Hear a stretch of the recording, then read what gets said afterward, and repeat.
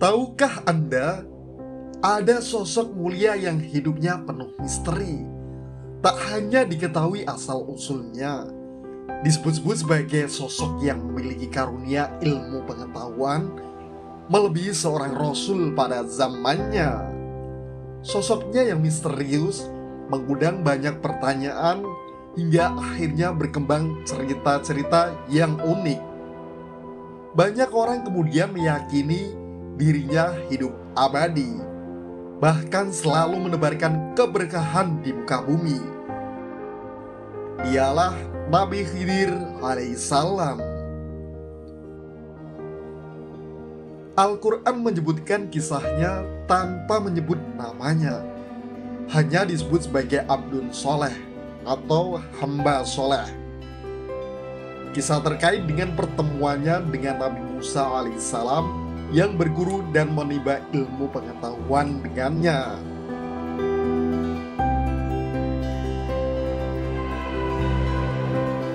Di provinsi Antakya, Turki, sebuah kampung yang disebut-sebut sebagai jejak Nabi Khidir alaihissalam, masyarakat sekitar meyakini pohon besar inilah buktinya.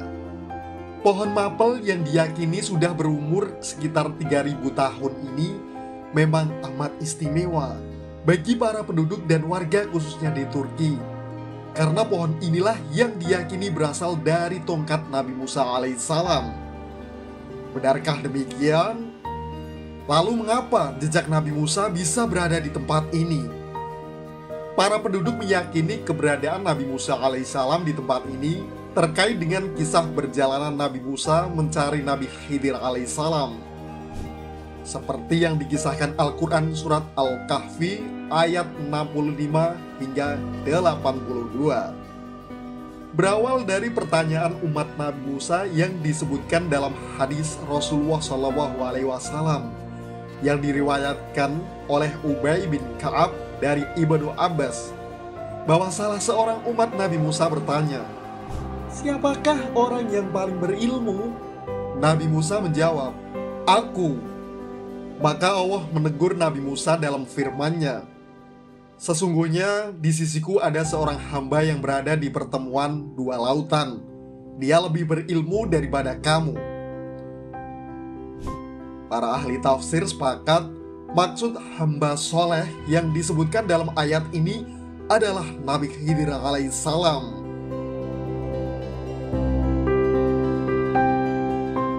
Teguran Allah ini mendorong Nabi Musa untuk menimba ilmu dari Nabi Khidir. Keinginan Nabi Musa dikabulkan Allah Subhanahu wa Ta'ala, maka Allah memberikan petunjuk tempat keberadaan Nabi Khidir. Nabi Musa diperintahkan membawa ikan dalam keranjang. Sekiranya ikan itu lepas ke laut, disitulah Nabi Khidir berada.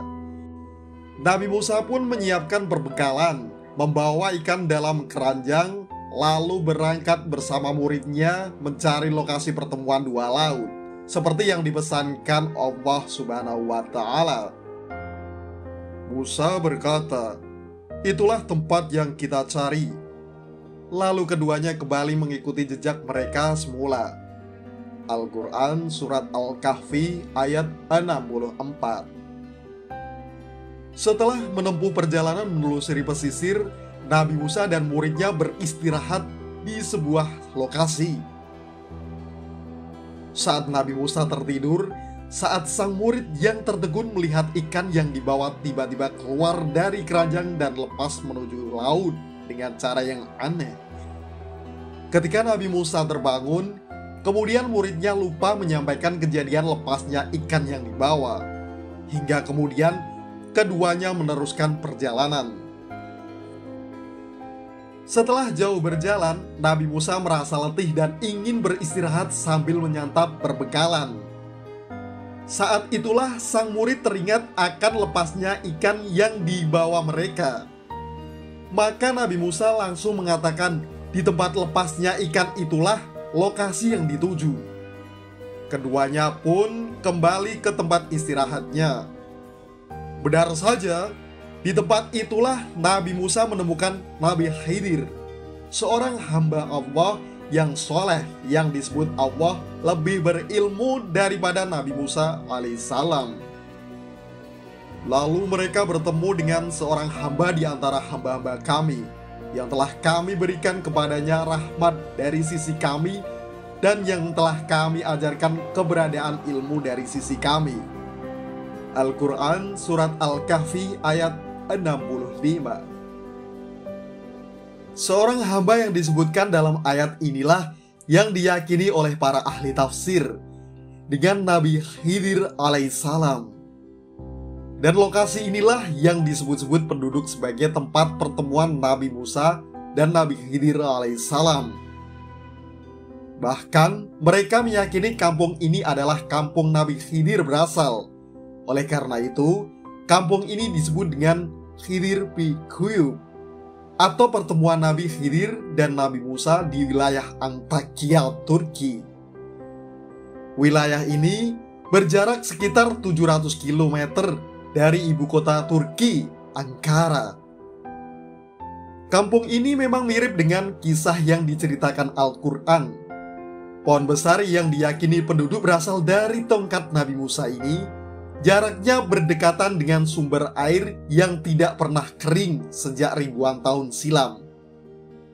Maka mereka menyebutnya dengan air abadi, air menuju laut. Laut yang disebut Al-Quran sebagai pertemuan dua laut. Sementara Bukit Terjal dekat dengan pohon ini diperkirakan menjadi lokasi jalur Nabi Musa melanjutkan perjalanan yang kemudian merasa letih untuk menyantap makanan. Maka bukit ini pun disebut dengan Bukit Musa. Kampung Nabi Khidir ini terbilang subur di kawasan Antakya. Pohonnya rindang. Masyarakat banyak bertani dan berkebun.